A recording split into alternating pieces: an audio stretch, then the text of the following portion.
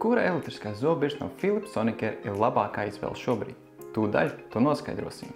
Sveiki, šeit Toms no baltzobu.lv. Philips Sonicare zobirsti tirgojam jau daudzus gadus, un es esmu pat bijis speciālās Philips rīkotās apmācībās Budapeštā un varu jums pastāstīt, ko es par tām domāju. Mēs salīdzināsim to jaudu, programmas, akumulātoru darbības laikus, komplektāciju, lietošanas pieredzi un, protams, cenas. Video beigās uzzināsiet, kura, manuprāt, ir labākā budžeta izvēle, kura ir labākā izvēle salīdzinot tās cenu, ar ko iegūstat, un kura ir pati labākā kopumā. Sāksim ar zilonistabā sarežģītiem modeļu nosaukumi. Tiem ir sērijas numuri, un vairākām sērijām ir vienādi nosaukumi. Šobrīd pie mums ir pieejami šādi sērija numuri – 3100, 4100, 4500 un līdz pat 9900 sērijai. Daudz domā, ka tās apzīmē jaudu, jo lielāks cipars, jo lielāka jauda, bet tā nav. Visām Sonicare zobirstēm ir vienāda maksimālā jauda, kas ir 62,000 sariņu kustību minūtē. Tāpat 3100 sērijas modeļiem nav papildus nosaukumu, bet 4300 līdz 6100 sērija tiek apzīmēta kā Protective Clean, kamēr sākot no 9000 sērijas tās tiek apzīmētas kā Diamond Clean.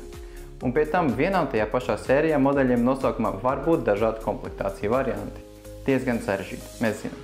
Bet labā ziņa ir, ka tam nav lielas nozīmes, jo jauda visiem modeļiem ir vienāda 62,000 sariņu kustību minūtē. Un tālāk tās atšķirās pēc dizaina, programmas skaita un aksesuāriem un to veidu. Šie sērijas numuri vairāk apzīmē to, cik kruta būs šī zobirsta, jo lielāks cipars, jo tai būs vairāk režīmu, vairāk aksesuāru un vairāk citu vizuālu vai funkcionālu uzlabojumu. Vismazāk tīrīšanas režīmu 1 ir 3100 sērijas modeļiem, bet visvairāk 4 tie ir 9000 sērijas modeļiem. Tāpat dažiem modeļiem ir iespēja manuāli regulēt intensitāti 3 dažādos līmeņos. Visiem modeļiem, ko aplūkojam, ir norādīts, ka tie darbojas līdz 14 dienām ar vienu uzlādi.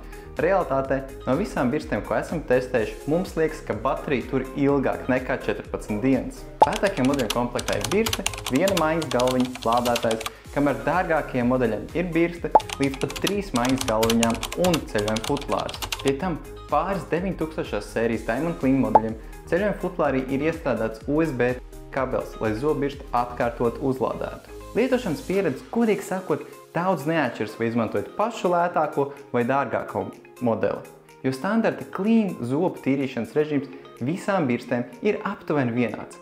Jauda ir vienāda, un jebkurai birstei var uzlikt jebkuru no Philips Sonicare uzgaļiem.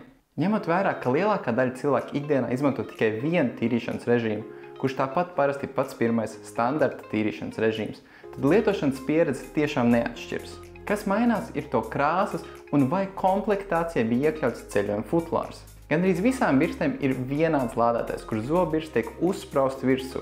Kā izņēmums pāris Diamond Clean sērijas modeļi, kuriem lādētājs sastāv no 2 daļām.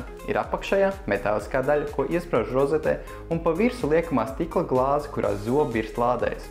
Dažiem Diamond Clean modeļiem glāze ir nomainīta uz plasmas statīvu. Cenas ļoti tuvu seko līdz sēriju cipariem.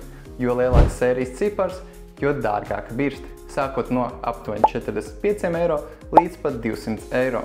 Ja man šobrīd būtu jāizvēlas top 3 birstes, tad pirmā izvēle būtu 3100 sērija, jo tā ir pati lētākā un tīri tieši tikpat labi kā visdārgākās zobirstes no Philips Sonicare, un man neko īsti vairāk no zobirstes arī nevajag.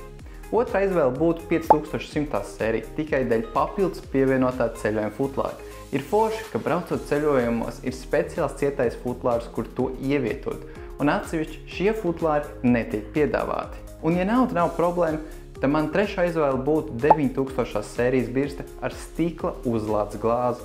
Šie modeļi parasti pieejami vairākās krāsās, un uzlādes stikla glāzē izskatās super eleganti.